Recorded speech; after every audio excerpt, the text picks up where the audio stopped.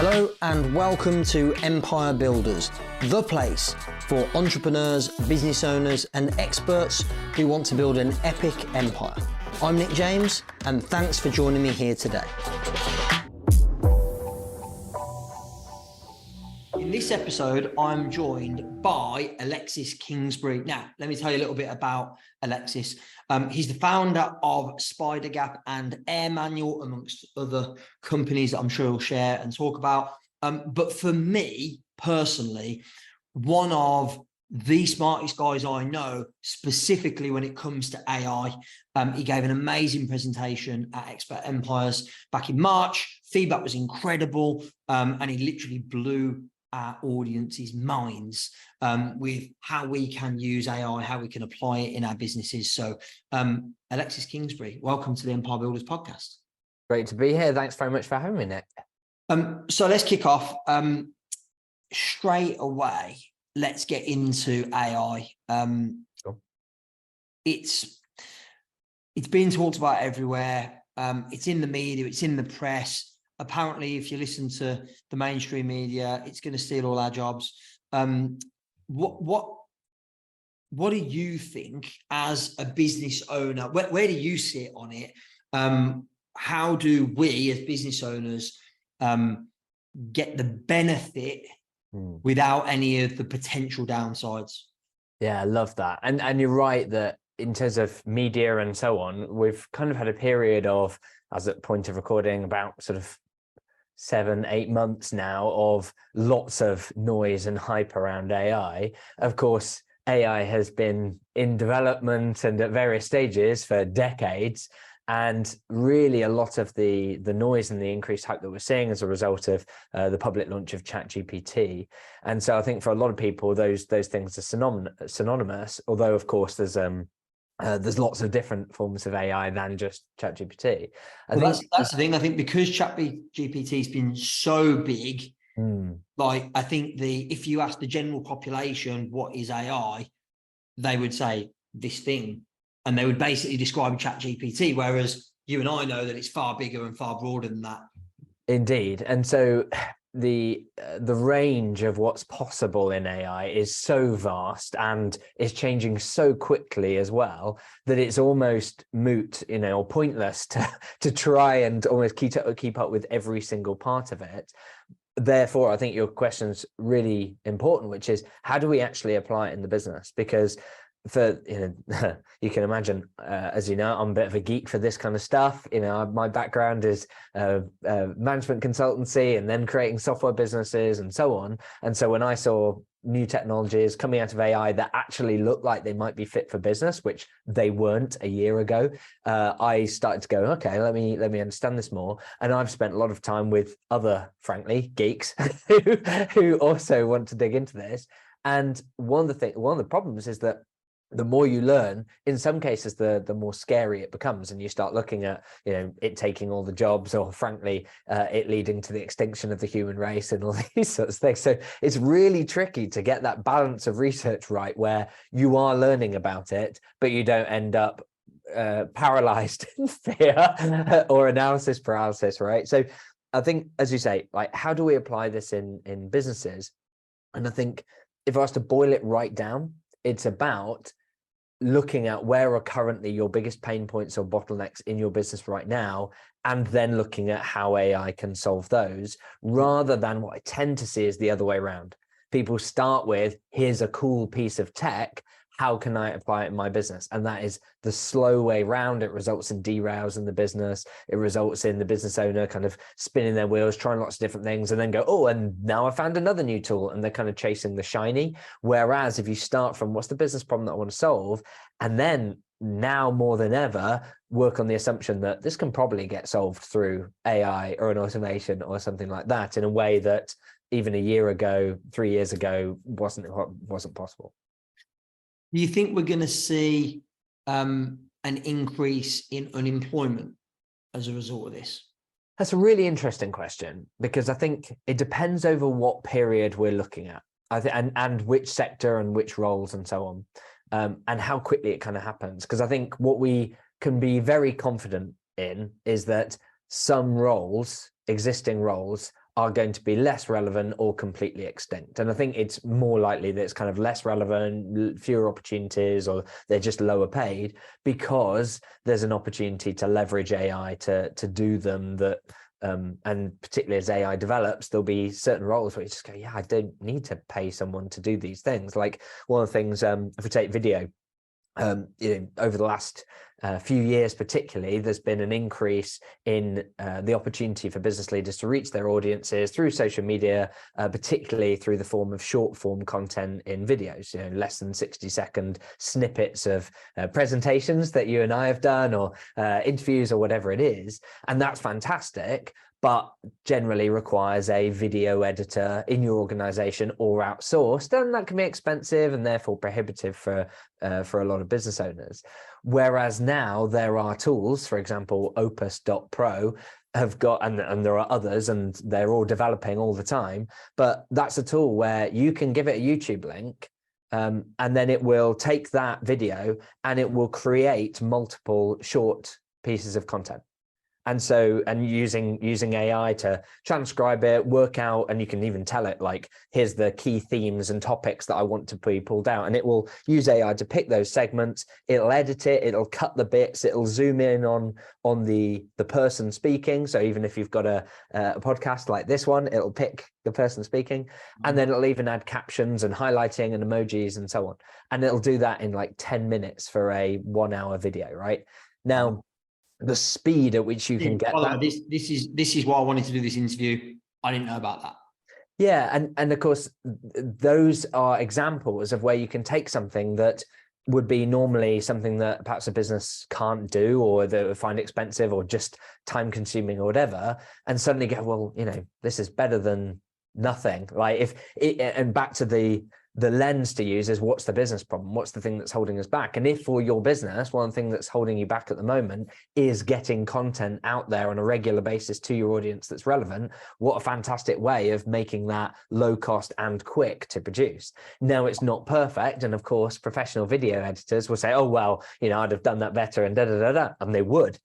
But of course, it's about getting you further along the way. And there are technologies available, and they will continue to develop, that make it possible to do more editing at the final end. Because that's one of the things in AI, is that generally it doesn't give you the perfect result that just to go out there. ChatGPT, a classic example, where you can ask it all sorts of things. You can get it to help you write a blog and headlines for your sales pages or whatever, but ultimately you shouldn't just go with whatever it pops out with. You need to go back and forth and help that. And so increasingly we'll see AI tools that allow that more collaboration all the way along, so that you end up with the result that you want.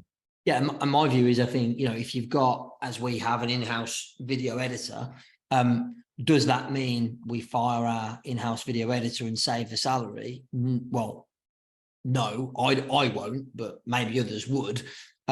What it means to me is my video editor can probably churn out 5 times the volume without me having to hire 4 other people to be able to do the same volume.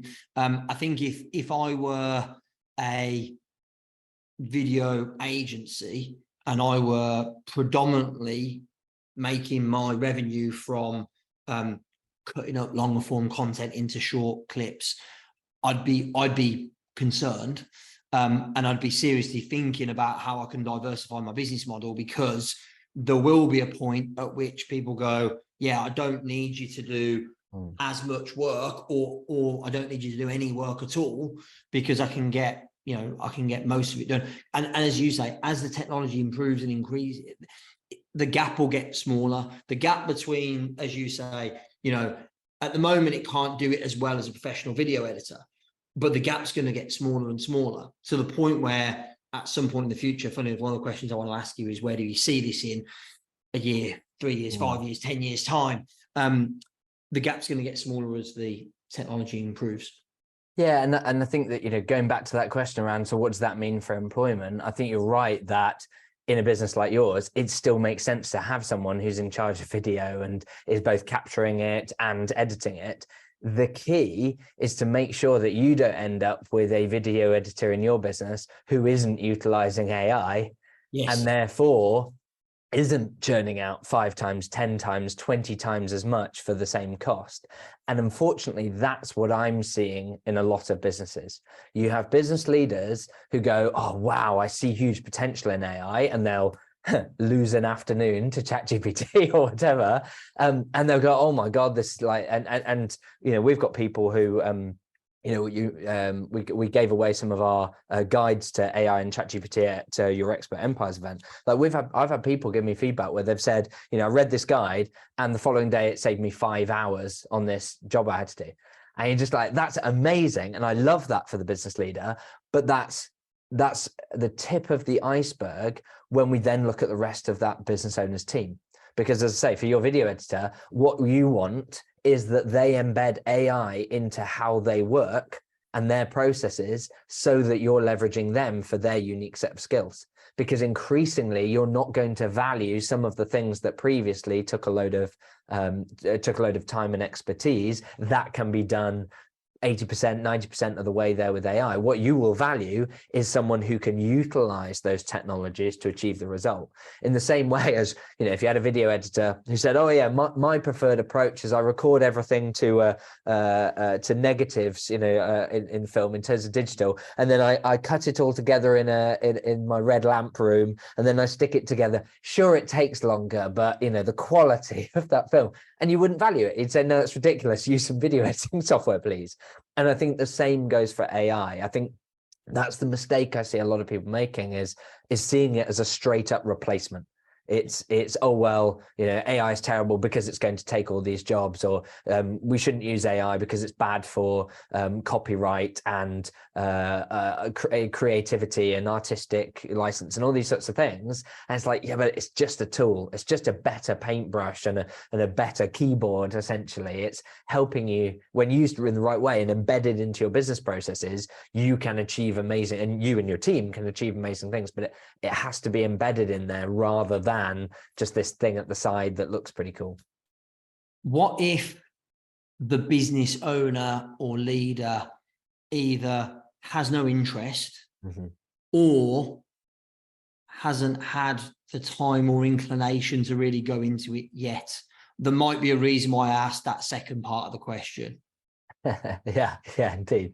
So I'd say, so to the first part, like, what if you're a leader who doesn't have the inclination for this, maybe even feels quite anti it? And I've met a few, you know, I've delivered presentations to lots of different business groups, and typically there are one, two, three people in the room who will actively, you know, speak to me afterwards, reach out or whatever, and in a nice way will say, yeah, the more I hear about this, the more I'm out, like, you know, I'm checked out of this.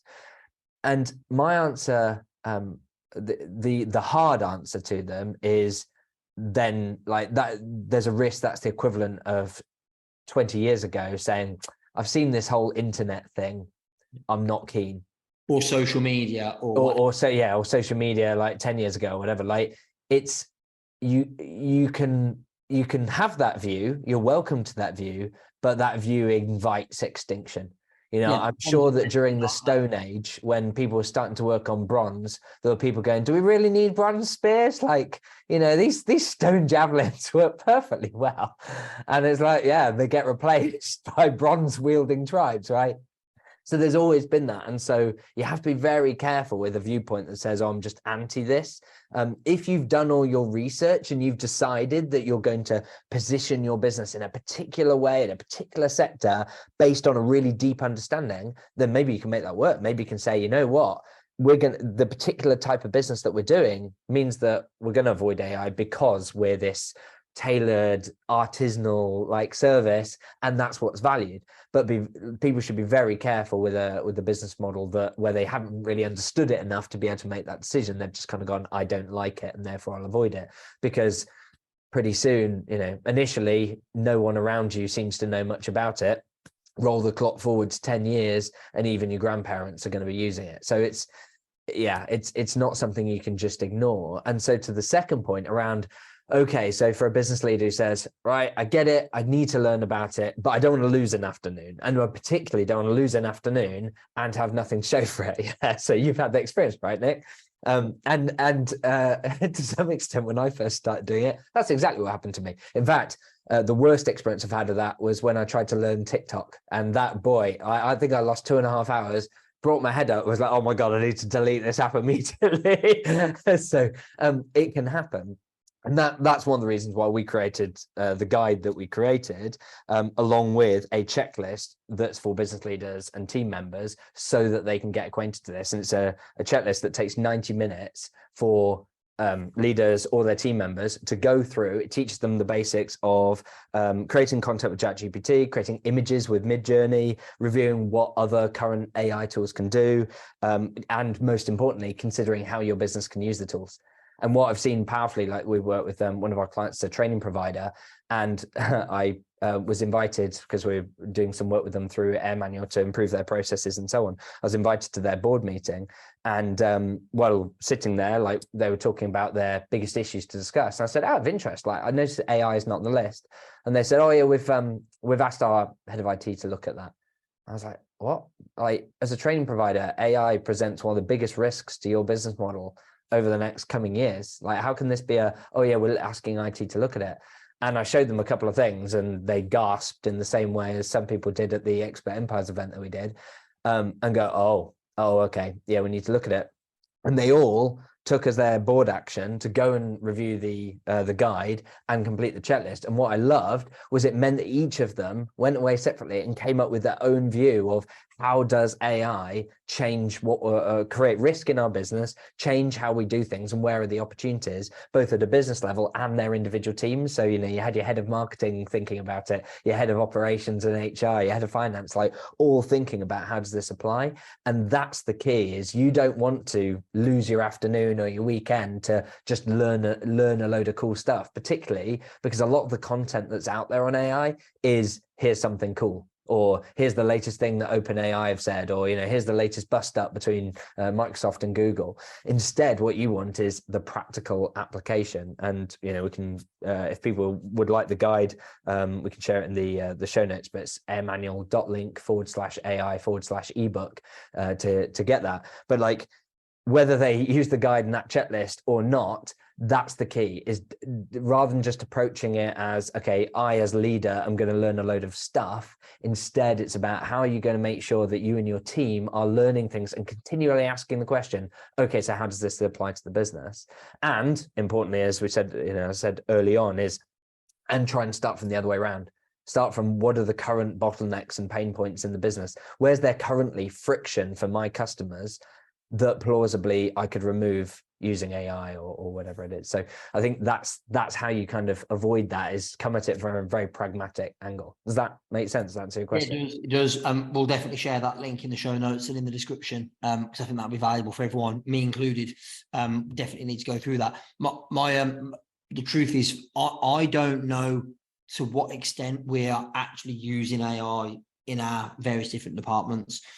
So that kind of the checklist, the assessment, I think would be really helpful. And I suspect the degree to which we're using it is the degree to which I've actually, you know, explored it, and it's probably relative to the amount of attention that I've given it, which is enough to understand, but not really enough to use. It's not become an embedded part of how I operate day in, day out. And so I suspect it's probably the same for most of the team. So yeah, I think that guide and the checklist will be really valuable. So we'll drop the link to that in the notes. I'm definitely going to get an action for me is to get me and my leadership team as the first point of call to do the checklist and see where we could be using it. So thank you for that. Where do you, I'm kind of asking you to predict the future a little bit, but you understand this far better than I do. Where do you see AI a year from now?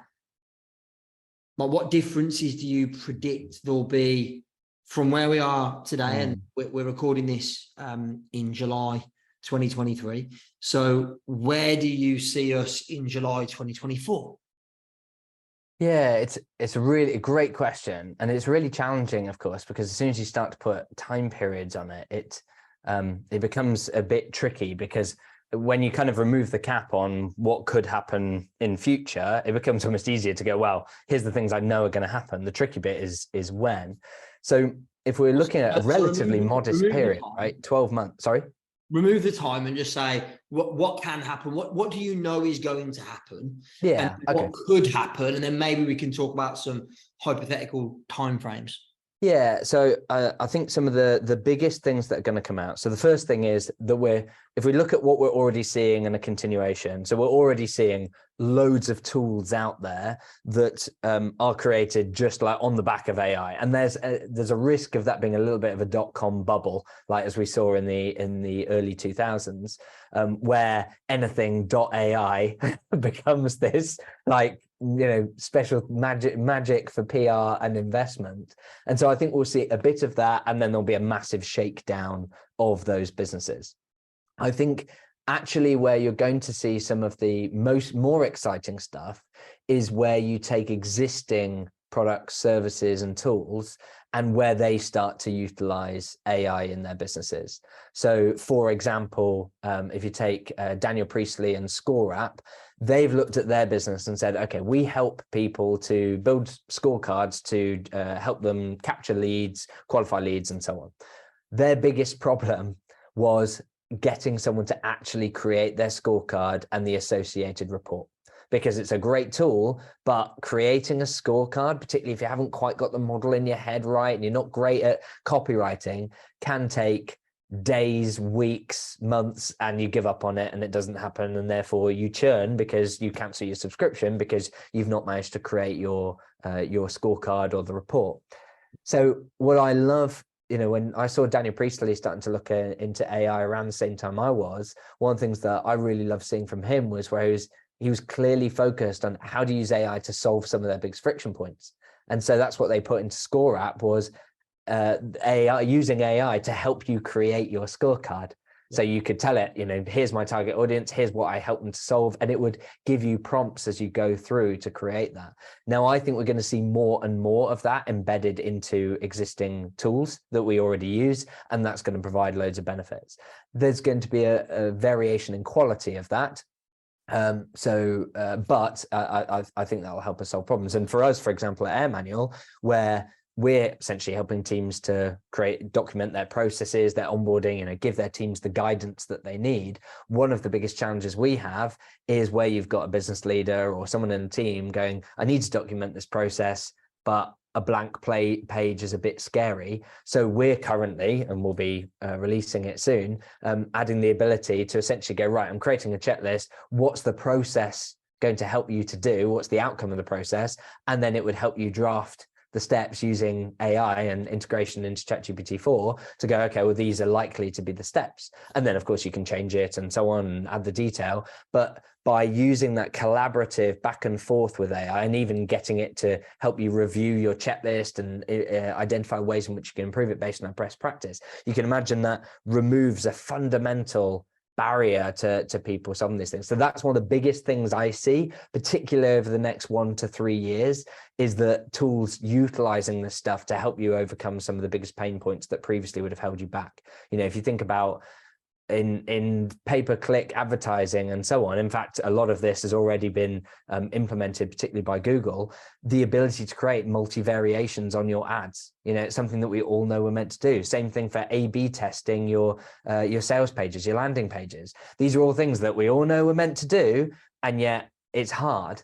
And whereas imagine if AI was basically doing that for you, and each week it was going out of create this other page, you just need to review it, approve it, and now that's live. And the same for analytics.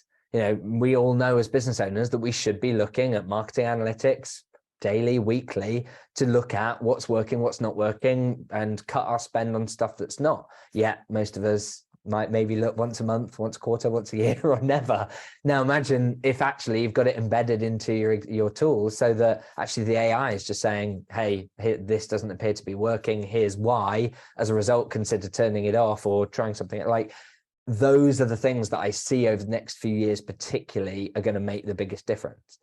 So I think it might be that instead of replacing jobs and team members, it might be having certain tasks performed automatically that you don't currently have performed, but you know you should, but they're just not a priority. So, and you couldn't, I'm not saying you shouldn't, but most businesses don't justify an employee purely to run A/B tests on ads. They have one person that runs the ads, they create the content, that's it. Or they couldn't justify somebody to run the analytics of all the different marketing campaigns. They just, the person that's responsible for that doesn't have the capacity to do it, so it doesn't get done.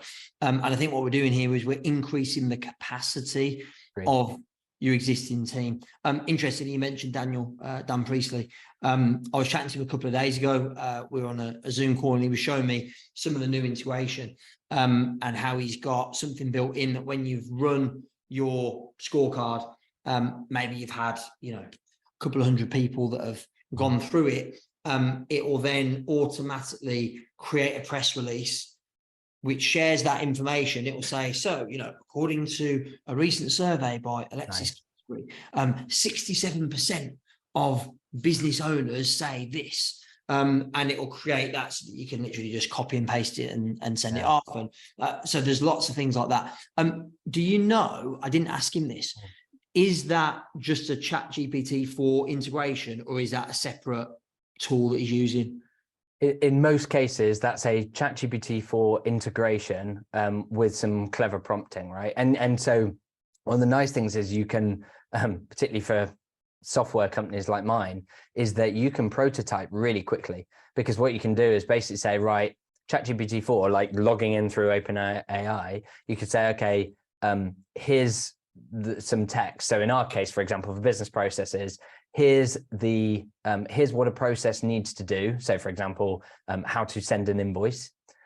Here's some context. We're using the accounting platform Xero. It's B2B. It's, we're going to need to enter this information, and it's going to need to go to XYZ. There's the context. Okay, now create a checklist that someone could follow to complete that process. And here's some best practice around how those steps should be described. They should be verb, noun, they need to be this length, and and export that information in this particular code format. That means that we can then suck it back into our tool at our end to then have it as an interactive checklist in AirManual. We did prototype all of that just in playing around in ChatGPT to make sure that we could get to a point that it could work before we even then sign up for API access and start putting it in, right?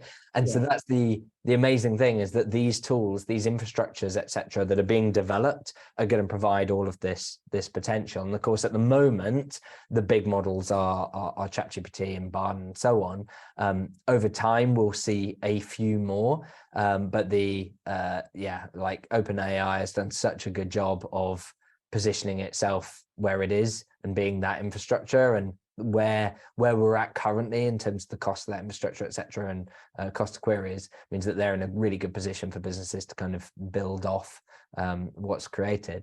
What we're going to see in future is the cost of all this stuff come down, because that's one of the challenges at the moment. Is we might not feel it when we're in our free account on ChatGPT putting in a query just to play around, but each of those queries actually costs some money at the other end in terms of server usage and all of that kind of stuff. Now, a little bit like data storage, when we use Dropbox and Google Drive and whatever, we've kind of got used to the cost of that being really low, right? We might expect to pay Dropbox £1,000 a year for many terabytes of storage, but we don't see it as a particularly expensive thing. With AI queries, initially they are relatively expensive, but that's going to come down really quickly. And so that is going to mean that speed of queries, reducing that cost of it, means that a lot of these ways in which you can integrate it into existing products, services, etc., but will become absolutely huge. And as I say, other tools are building on top of it to make it more relevant, more powerful, so that you're not having to do the the thinking. For example, in our case, you're not having to do the thinking around what makes a good process, because we've baked that into essentially the prompting that's pulling it through and then turn it into that. And similar with Score App, you know, where they're making sure that you end up with a well-written scorecard rather than just any on rubbish that comes out of ChatGPT. Yeah, what I'm interested to see, and only time will tell, is because I think it's fair to say that OpenAI have probably right now are the market leader in creation of these tools. Time will tell whether OpenAI becomes MySpace of social media, or before Google as the #1 search engine, there was Bing and what was the other one? The really early one. Yahoo. There's Alta Vista, Ask Jeeves. Ask Jeeves, that's what I was trying to think of. AOL. It was AOL. The Ask Jeeves and AOL were the two that I was thinking of. That they were at the time the leader, and they were, you know, the one that was innovating, and people were going, "Oh, this is amazing," and now they don't even exist. And of course, Google taken over, and you know, you could say the same with MySpace. And I even, you know, of course, look, Facebook's not going to be around forever in its current form, because, well, my kids aren't on it, and they're not going to be in its current form. So, you know, but they are on Instagram and they are on TikTok, and so, you know, there's always a lifetime or a life cycle for these things. So it'll be interesting to see what that looks like. And of course, you've got the bigger players now getting into building their own versions. So it'll be interesting to see what happens. Yeah, and to some extent, for most of us, that doesn't matter. Like for example, for AirManual, we can build it with GPT-4 API into it, and then if another one came along that allowed us to get marginally better results for less money, we just switch it over in the back end. The customer doesn't even notice, right? So to some extent, that bit doesn't matter and will quickly become commoditized with those sorts of things, and it will become a fight at their end as to who can do it, who can get the most quality for the least cost. And so that's kind of interesting, and makes me less worried about what's going on with the individual fights of those companies for quite a while. It's actually good for the customer, isn't it? It's good Agreed. for the customer, because you're going to get a battle between all these big companies to create the best and cheapest, because the best one that's also the cheapest one is one that's going to get all of our attention.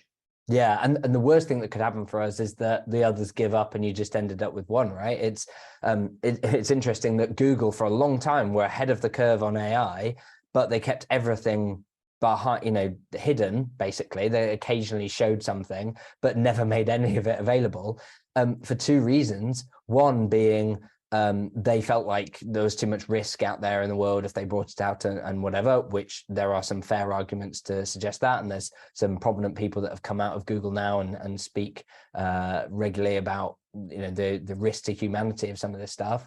And then the other thing is, of course, for competitive advantage, they for a long time kind of felt like, well, as soon as we start bringing this out into market, it creates more awareness and others can compete. And the miscalculation that they made was how much progress OpenAI had made and how quickly ChatGPT could get adopted. Because I'm sure from their perspective, they probably thought about it the same way Microsoft thought about search back in the days where Internet Explorer was the biggest browser, right? Because they'd have thought no one is going to beat us as a search engine because most people's computers default to Internet Explorer. Therefore, why would anyone Google anything? Yeah. And that was the miscalculation that eventually caused them so much problems. Now, I suspect Google may have made a similar error by thinking, well, most of the world Googles, they don't Bing, therefore we're okay. And the risk is that meanwhile, their competition is kind of so. But as if they'd got, let's assume that they've got equally just as good technology as OpenAI do. They may or may not, but let's assume they have. Like, if they'd known, then they would have released it 3 to 6 months before, and then that. But again, it's if you don't know that, then it's very hard to make that judgment. Yeah, indeed. And so, as I say, to some extent, for the rest of us, it doesn't matter as long as we've got multiple players there that mean there'll always be competitive pressure that drives the underlying cost of the kind of foundational stuff down, then that's in our interest. And as long as they don't do stupid stuff that results in the super intelligence that wipes us all out, then we don't need to worry too much.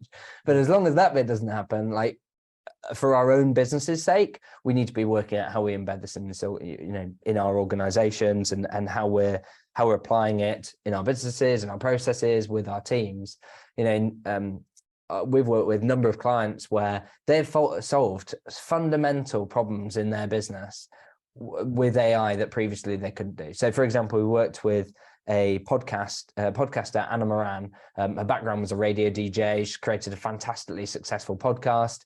But her issue, and successful to the point of getting sponsorship and advertising and making that a real source of income.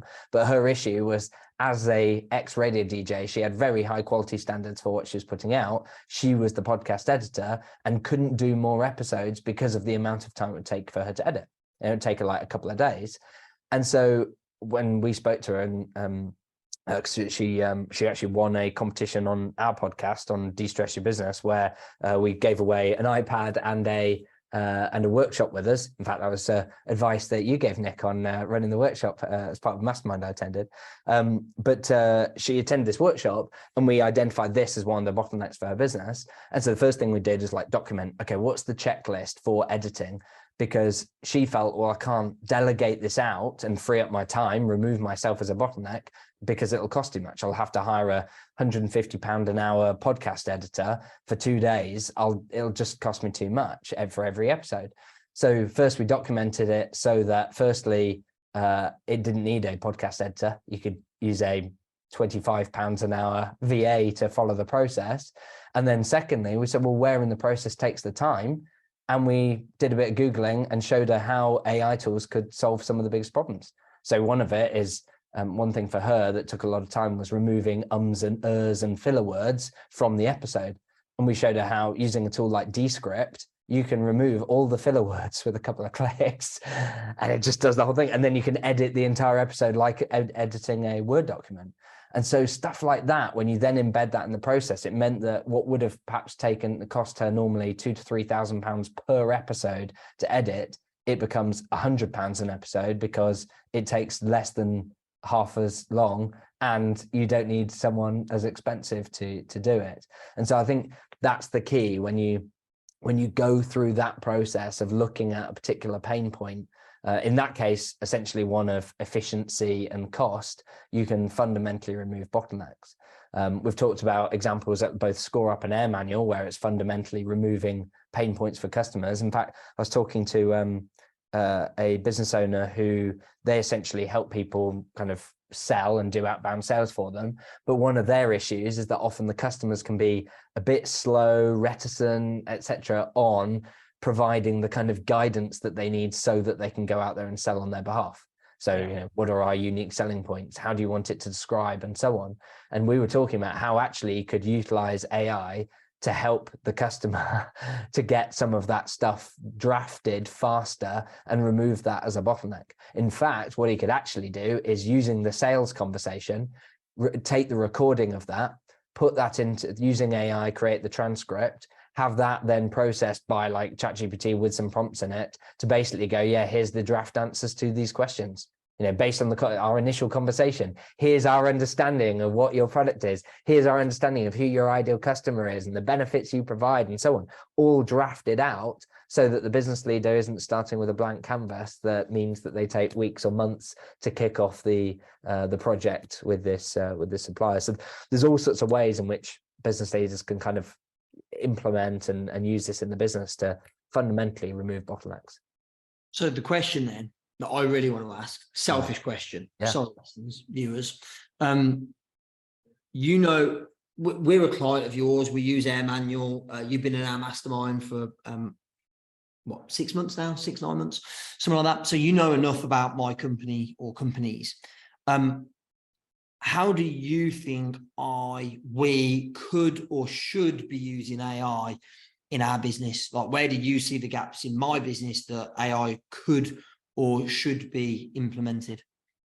Yeah, if I go strategically first, is to say, to your point earlier, absolutely it's worth going through the exercise of following a checklist, getting your leadership team to get it, and follow the guidance we've got, and getting them to reflect in their own areas, because of course whatever we explore now, they will have the real sense of where the pain points are, what takes them the time, what causes the frustration, what are the bottlenecks for customers, where do they get held up. So I suspect that would probably be the best starting point. However, if we were to throw out examples based on, as you say, the understanding that I have, having worked with you as a client and so on, we can, to some extent, we can kind of take it through the customer journey. So if we start off with essentially marketing, we've talked about a few ways in which that can be done. We've talked about iteration and A/B testing of pay-per-click. We've talked about how it can be used for landing pages. We've talked about how it can be used for social media content and video repurposing and so on.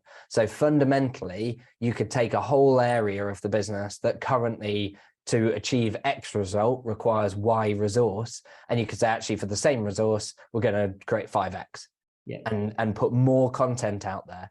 The other thing that you could do is utilize AI for analytics to be able to help you do a better job of identifying, of the spaghetti we throw on the wall, what is actually sticking, what's resulting in engagement, leads, conversions, and focus more there. Because the risk with a lot of use of AI is that you just end up with more noise. And particularly the examples I'm seeing of that are people who are creating straight up, just creating text content with ChatGPT, and not using a good process to create that, not reviewing it, not going through feedback, all those sorts of things. And as a result, they end up with not that great a blog post or not that great a social media post.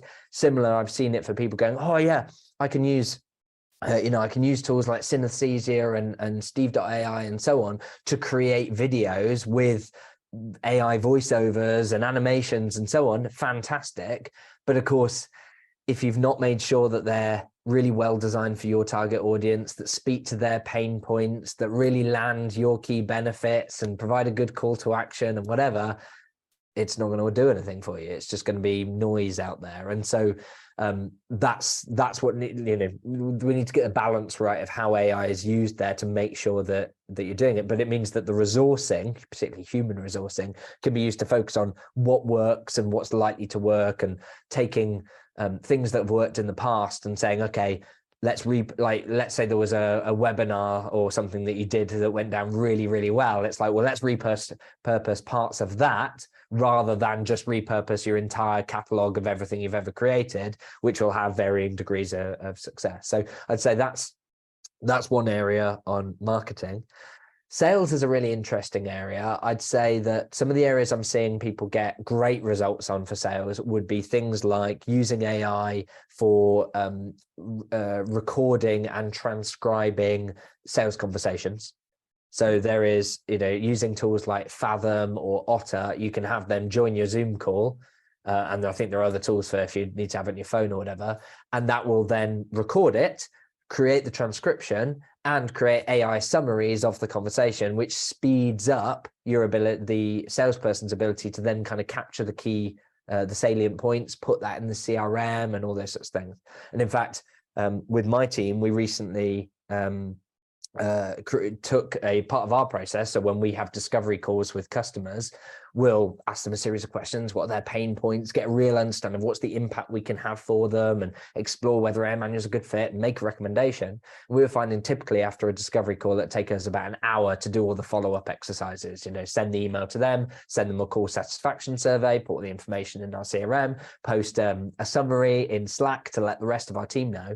And what we did was, we've recently added automations into AirManual so that when you complete the discovery call checklist, all of that, that triggers a zap using Zapier, and then does all those things. And so we made the follow-up less than 10 minutes. So that's a good example where previously my sales team, if they had 4 discovery calls in a day, that's a busy day, because they had an hour after each. So that's 8 hours. That doesn't allow for lunch, doesn't allow for team meetings. What happens? It means the follow-up from at least one of those calls goes into the following day. You better hope you've not got 4 calls there. As a result, they end up having to either work into the evening, which isn't great for their kind of mental health and being into the right state. And so as a result, like, that's not great. Whereas as soon as you reduce that follow-up to 10 minutes, now 4 discovery calls is great. Like, that's fine.